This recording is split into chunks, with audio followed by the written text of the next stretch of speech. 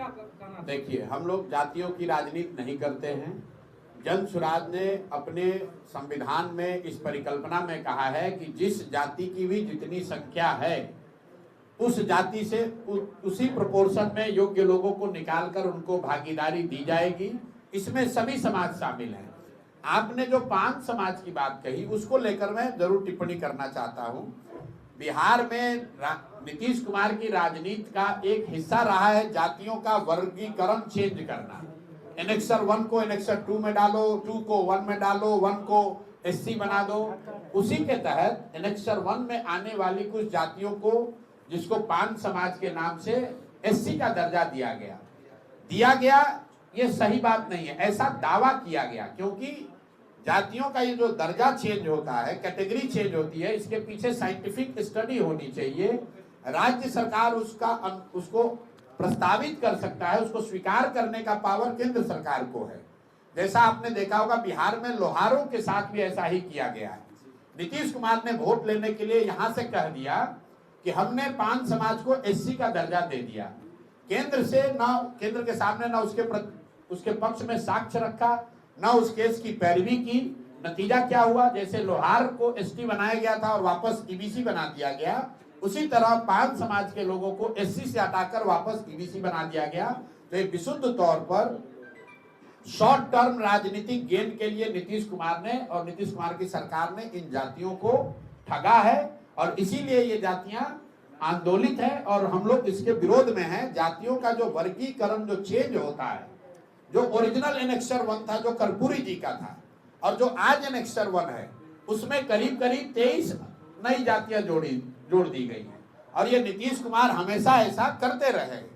जब उनको राजनीतिक सुविधा होती है वो किसी एनेक्सर 2 को उठाकर एनेक्सर 1 में डालने की बात करते हैं।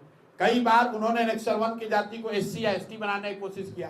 तो जब आप एनेक्सर बदलते हैं, एनेक्सर 2 को एनेक्सर 1 में डालते हैं, वो तो राज्य सरकार का मामला है, इसलिए वो कर पा रहे हैं। लेकिन अगर आप एससी को, ईबीसी को या ओबीसी को एससी या एसटी के दर्जे में डालोगे तो केंद्र से उसका अनुमोदन निश्चित जरूरी है, वो नहीं करा पाए। इसीलिए लोहार के केस में जिसको एसटी बनाया गया था फिर से ईबीसी बना दिया गया, कई बच्चों का नौकरी चला गया, लोग परेशान हुए। उसी तरह से 5 समाज को भी इन्होंने कहा कि हमने एससी बना दिया, लोग पंचायती राज का चुनाव एससी रिजर्व सीटों पर लड़े और वो सब चीज बर्बाद हो गया, क्योंकि केंद्र सरकार के समक्ष इन्होंने जरूरी दस्तावेज नहीं रखे, उन जातियों के साथ धोखा हुआ है। अब वो जाति जो है वो मोदी के सौगात जब हमारे मुसल्लह हो ईमान मुसलमान भाई स्वीकार कर रहे हैं, तो ये जमीन घोटाले वाले लोगों को, गरीबों और मुसलमानों को लूटने वाले लोगों को दिल में दर्द हो रहा है।